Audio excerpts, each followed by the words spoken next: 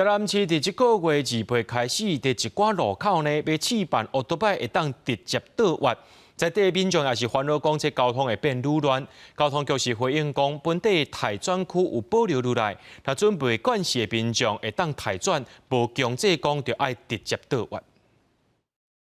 驾驶当咧赛车，头前一台车雄斜过双线，正向转过来，桥倒摆嘛同款，乌白车真危险。亲像这种机车失去大转区，着乌白车的状况，伫台南常常发生。即摆台南市对2月开始，要伫部分路段试办，开放机车会使直接倒弯。在地民众看法无同，烦恼交通会更较乱。有议员是建议市府爱甲交通事故分析好势，惊影响试办的成果。你也不能说因为他们所以都永远不改变，永远都这样。所以改革就是这样，要时间。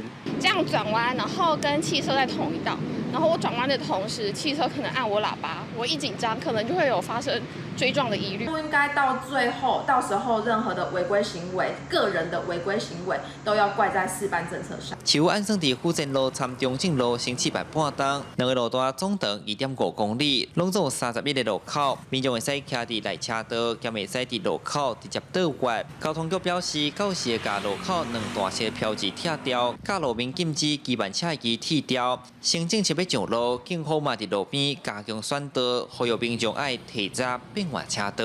要转弯的时候，至少保留后方车辆反应的时间。那在30公尺以前就开始来做你转弯的准备动作。说维持两段式左转习惯的一个驾驶朋友，我们可以继续来使用，也会持续来观察我们的一个事故的一个改变的情况，来做一个滚动式的一个检讨。放零倒弯的方式，无强制两段式倒弯，到底敢会使减少意外发生率？到时就知。